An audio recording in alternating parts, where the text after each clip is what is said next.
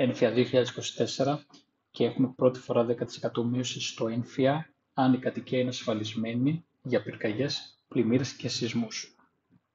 Πάμε να δούμε πολύ γρήγορα πώς μπορείτε να κάνετε μόνοι σας την αίτηση με απλά βήματα. Ξεκινώντας, θα μπείτε στο My Property, σας έχω το link στην περιγραφή και επιλέγουμε είσοδο στην επιλογή μείωση έμφυα ασφαλισμένων κατοικιών.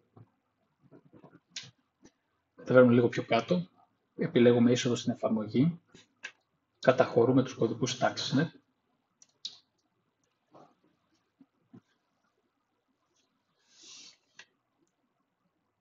επιλέγουμε δημιουργία νέας αίτησης, πάμε κάτω και πατάμε νέα αίτηση.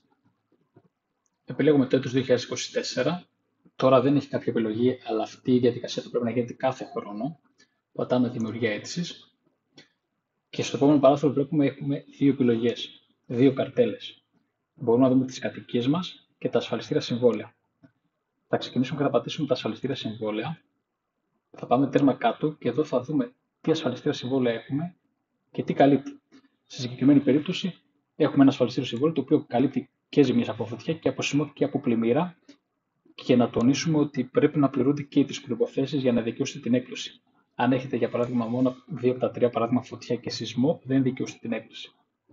Την ίδια καρτέλα μπορούμε και πρέπει να συμπληρώσουμε τους συνδικαιούχους αν υπάρχουν συνδικαιούχους για το ασφαλιστήριο.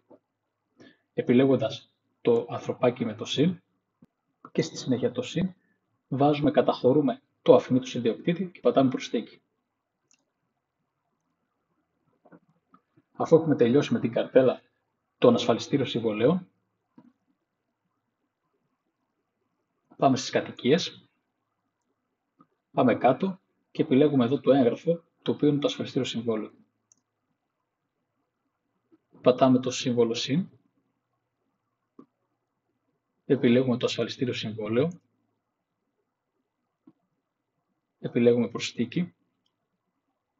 Εδώ βλέπουμε μια σύνοψη της αίτησης και κάποια στοιχεία βασικά, όπως για παράδειγμα είναι ότι το συγκεκριμένο σπίτι είναι 365 μέρες ασφαλισμένο για το 2023, οπότε πληρεί το κριτήριο που λέει ότι πρέπει να είναι το σπίτι τουλάχιστον 3 μήνες ασφαλισμένο ετησίως ώστε να δικαιώσει την έκπτωση.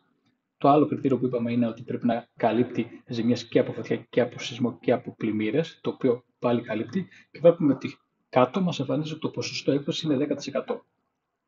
Αφού έχουμε προσθέσει το ασφαλιστήριο συμβόλαιο, πατάμε κλείσιμο, κατεβαίνουμε κάτω, τσεκάρουμε την υπεύθυνη δήλωση και επιλέγουμε υποβολή της αίτησης. Τώρα, αφού έχουμε υποβάλει την αίτηση, από το αρχικό μενού μπορούμε να πάμε τέρμα κάτω και να δούμε την αίτηση και να την τροποποιήσουμε ή να δούμε το αποτέλεσμα της αίτησης. Άμα θέλουμε να δούμε την αίτηση ή να την τροποποιήσουμε, επιλέγουμε εδώ είσοδο στην προβολή αιτήσεων, επιλέγουμε το φακό στην προβολή αίτησης και εδώ γενικά μπορούμε να δούμε την αίτηση ή να πατήσουμε επιλογές και να δημιουργήσουμε μια τροποποιητική αίτηση σε περίπτωση που θέλουμε να διορθώσουμε ένα στοιχείο. Να πούμε ότι η υποβολή αιτήσεων αλλά και η υποβολή τροποποιητικών αιτήσεων είναι μέχρι τις 22 Φεβρουαρίου του 2024.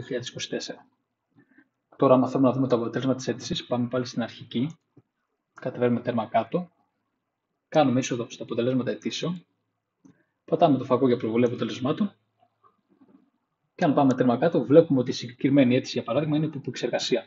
Όταν ολοκληρωθεί η διαδικασία, θα μας πει το σύστημα αν εγκρίνεται ή όχι. Και έτσι λοιπόν τελειώνει η διαδικασία για να διεκδικήσετε την έκπτωση 10% για το έμφυα. Ευχαριστούμε πάρα πολύ που μας παρακολουθήσατε.